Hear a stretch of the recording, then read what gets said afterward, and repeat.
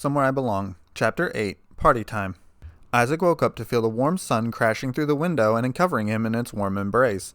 He let out a yawn and looked at his phone screen to see an odd message pop up. "Oh great, it's that day," he said in a grumble. He got to his feet and slowly made his way downstairs. Twilight was sitting at the kitchen table, starting to eat fresh eggs with a side of toast. "Morning, Isaac," she said with a smile. "Morning. What's up?" "Just having some breakfast before I start studying. Want some?"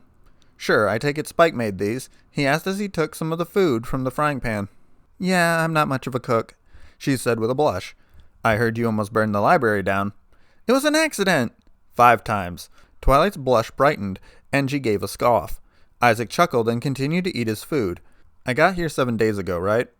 "Yeah, why?" "Just curious," he said as he shrugged. After he put his dishes in the sink, he felt his phone vibrate in his pants. He took the device from his pocket and touched the screen to see a new text message. "Hey, what's up?" "Who's this?" "Spitfire from yesterday."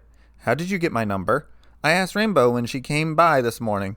"Kinda stalkerish. Most aliens like having a mayor's number in their phone." "No complaints here. How are you feeling?"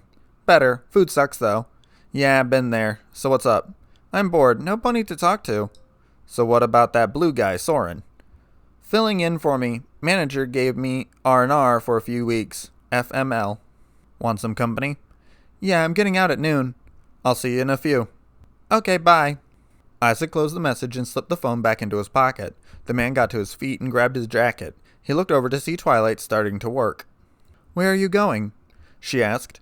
"Going to visit Spitfire. She's held up in the hospital, with no one to talk to. Might as well keep her company," he said as he put his jacket on and made his way towards the door.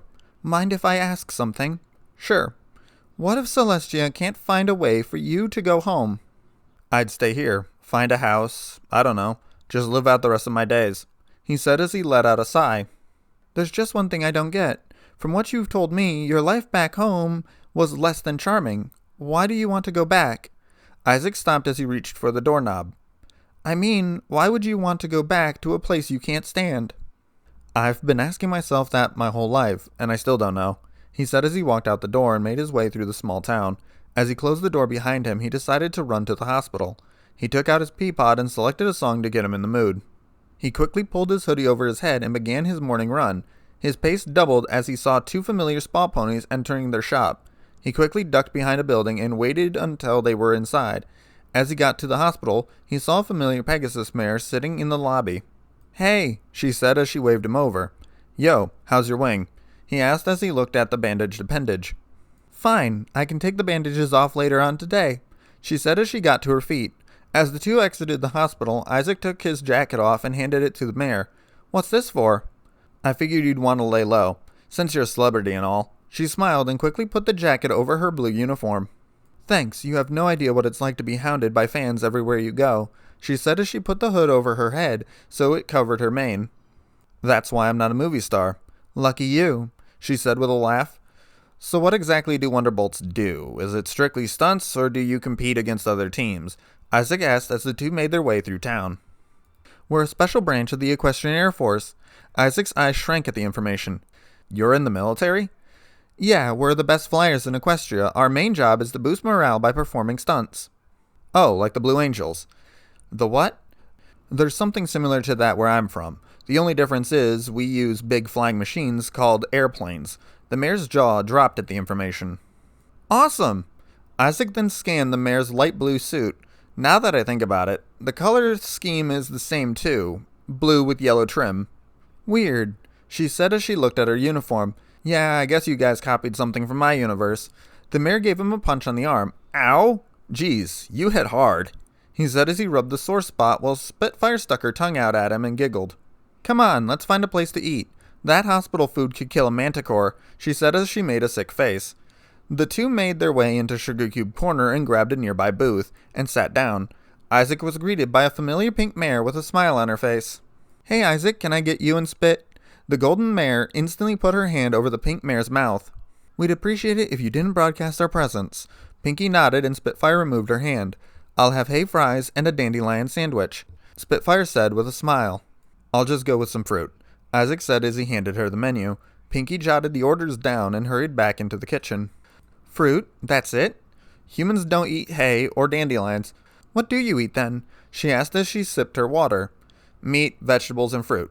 So you're a carnivore then? She said with a nod. You don't mind? Nah, my roommate in college was a griffin. There was always some meat in the fridge. Not the best tasting stuff, but passable, she said with a shrug. Isaac looked at her in confusion. Wait, ponies can eat meat? Yeah, when we have to. It's kinda uncommon, but not illegal, she said as Pinky arrived with their food. Sweet, finally some real food, she said as she began to eat her sandwich. Isaac did the same with his fruit salad. The human looked over to see Rainbow walk in with a smile on her face. Heads up, here comes Rainbow, he whispered to Spitfire, who almost choked in surprise. She quickly made the slicing throat motion, but the motion came too late as Rainbow sat down next to Isaac. Hey Isaac, Oh my gosh! She yelled as she saw the golden mare. Rainbow, keep it down. We're trying to avoid drawing attention to ourselves, Isaac said. Sorry, she said in a hushed tone. What are you two doing here? Having lunch, he said as he continued to eat his food. What were you guys talking about? Food, Spitfire said in a cheery tone. Rainbow let out a grumble and slid down in her seat. The golden mare turned her attention back to the human. So, can humans fly? Not on their own like you can. We need either a plane or a flight suit. What's a flight suit? She asked in confusion. Have you ever seen a flying squirrel? The two mares nodded. The suit is based off of that. Humans glide through the sky with it. Have you ever done it? Yeah, it's a lot of fun. I love being up in the sky, he said as he sipped his water. Why did you freak out when I brought you up on a cloud then? Rainbow asked. I usually have a parachute attached to me, Dash, he said as he deadpanned. Oh, sorry, she said with a sheepish grin. The three continued to eat their meal in silence, until they were interrupted by Pinky, whose right eye was twitching spastically. Twitch, twitch, twitch, she yelled as the motion continued. What's wrong with Pinky? Isaac asked. My eye is twitchy, she said as she pointed to her eyelid. So? That means it's some pony's birthday today, she said as she pulled out a small notepad with names on it. How did you come to that conclusion? Spitfire asked. Pinky sense, Rainbow breathed out. What's that? Isaac asked as he sipped his drink. Pinky gets these twitches in her body, which means different things. Like if her tail starts to twitch, it means that something's going to fall. On cue, Pinky's tail started to move on its own. The pink mare immediately jumped to the right to avoid a falling flower pot. Where did that even come from? Isaac said in surprise. I have no idea, Pinky said with a smile. She closed her notebook and let out a sigh. It's no one's birthday today in Ponyville unless... Her gaze instantly shifted to Spitfire, who was a step ahead of her. Not me, mine was 5 months ago, she said as she drank her water. Not you, huh? Then who could... Pinky turned her head to see the human avoiding eye contact and going back to her salad. Her eyes narrowed on the human as she began to rub her chin. Fine, you caught me, I'm 22 today. The mares looked at him in surprise as Pinky grabbed the human and began to shake him violently. Why didn't you tell me? Pinky yelled as she stopped shaking the human. Isaac shook his head and collected himself. I didn't think it was a big deal. Not a big deal, it's your birthday. So, it's just another day to me back home, he said in a blank tone.